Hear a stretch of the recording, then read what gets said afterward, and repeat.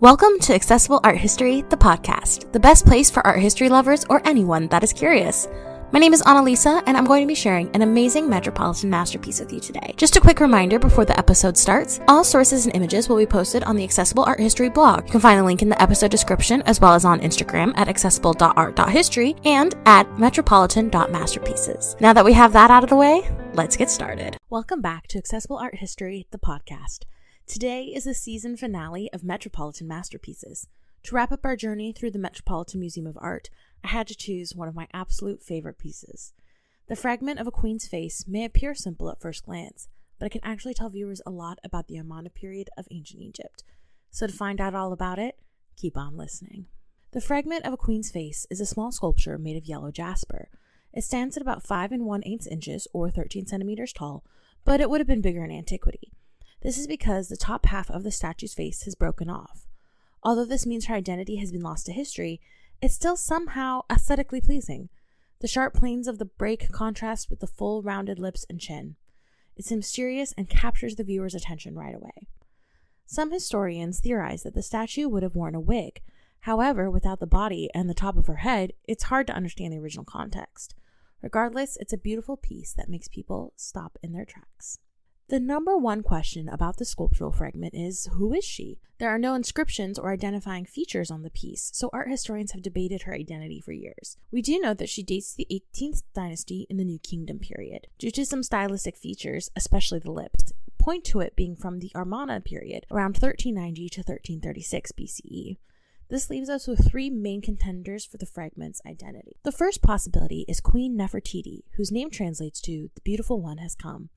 Born around 1370 BCE in the city of Thebes, Nefertiti rose to prominence as the great royal wife of Pharaoh Akhenaten. There is even some evidence that she ruled as co-regent and then sole pharaoh under the name Smenkhare. This level of power was quite rare in ancient Egypt, but there are a few examples of it throughout the civilization's history. Renowned for her unparalleled beauty and regal presence, Nefertiti's influence extended far beyond her physical allure. She played a crucial role in her husband's revolutionary religious and cultural reforms, which aimed to shift Egypt's focus from traditional polytheism to the worship of the sun disk Aten. This marks a period of significant departure from Egypt's long-established traditions, and something I'll discuss later in this episode. Nefertiti's distinct portrayal in art is captured in a famous bust of her discovered in 1912. You can see an image of it on the blog. Its lips and chin are quite similar to the sculptural fragment, which lends evidence that it is a depiction of this beautiful queen. Another option for the statue's identity is Queen T. She was a powerful and influential figure in ancient Egypt during the 14th century BCE. She is most famously remembered as the great royal wife of Pharaoh Amenhotep III, the mother of the iconic Pharaoh Akhenaten, and the grandmother of the legendary Tutankhamun. Born around 1398 BCE, T came from a non-royal background, which was kind of unusual for a queen of her stature. Her father was named Yuya, and he was a high-ranking official. Her mother, Tuya, played an important role in the royal court, which likely contributed to T's eventual rise to the position of great royal wife. Her marriage to Amenhotep III solidified her position as queen and consort. Her strong personality and intelligence allowed her to exert considerable influence over both domestic and foreign affairs. There's evidence that she corresponded with foreign leaders, making her one of the first known royal figures to engage in diplomatic exchanges.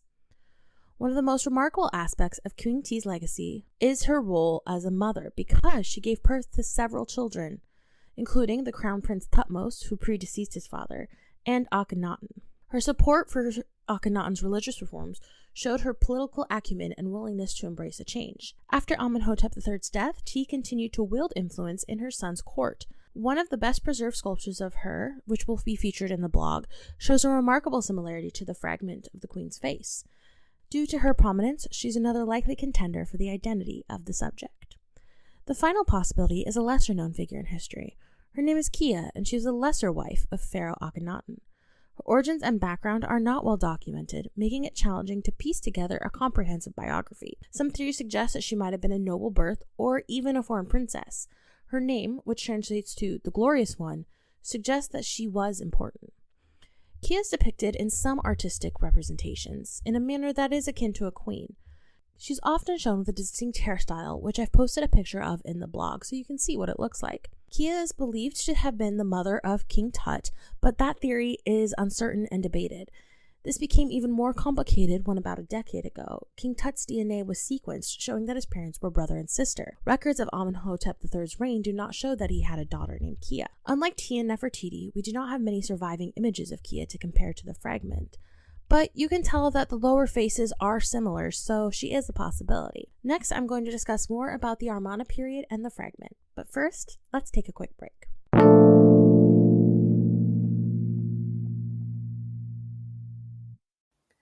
Want to make a podcast?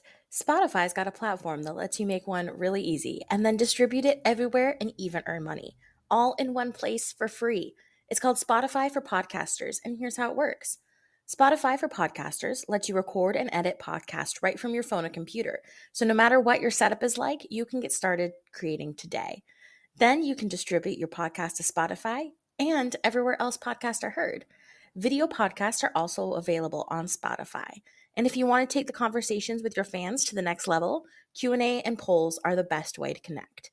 With Spotify for Podcasters, you can earn money in a variety of ways, including ads and podcast subscriptions.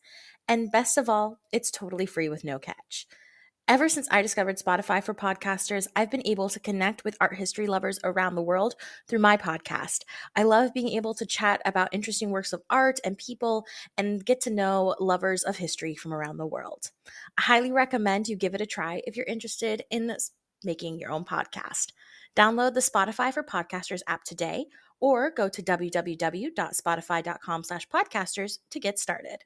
Hi there, this is Annalisa, the founder of Accessible Art History. Thanks for tuning in today. As a part of my mission, I work to provide free, quality art history content for anyone who is curious. But if you'd like to support Accessible Art History, you can find the link to my Patreon for monthly support or buy me a coffee for a one-time donation. If you do decide to donate, please let me know so that I can give you a shout out on a future episode. Thank you for listening, and let's get back to our episode.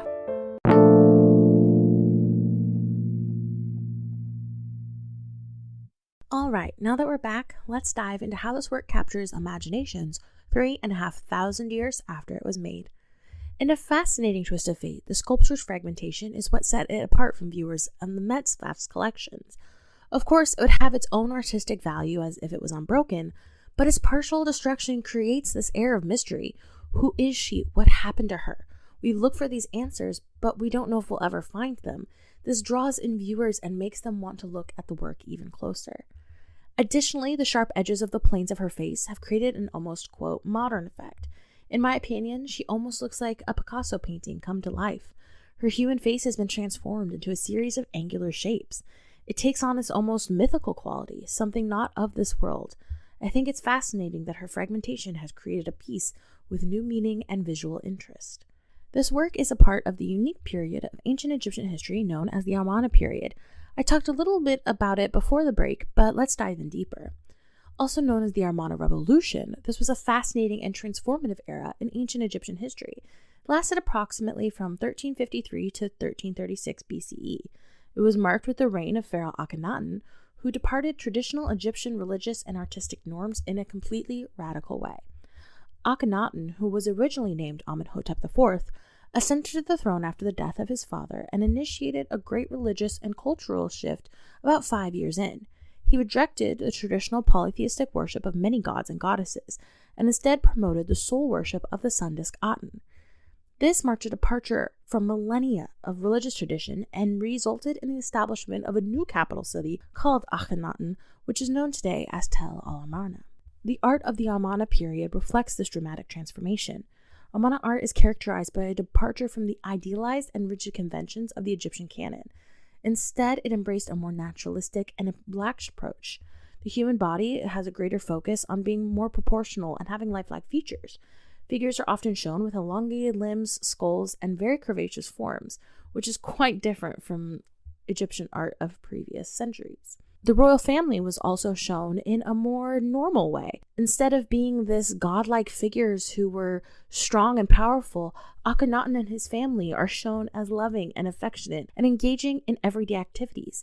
It was almost as if Akhenaten was signaling to his people that he was like them. The Amarna period also witnessed a certain degree of experimentation in art, with artists exploring different techniques and styles. It's evident in the diverse representation of human forms, which you can see on the blog post.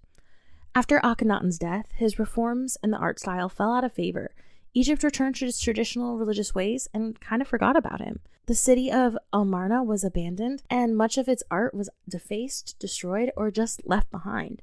But because it was abandoned and located in the desert, later archaeologists have come in and been able to discover the wonders of this mysterious time in ancient Egypt.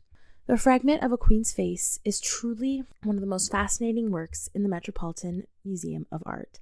Although her identity is unknown, she can tell us a lot about the Amarna period and the people that lived through it. Well, that's a wrap on this season of Accessible Art History, the podcast.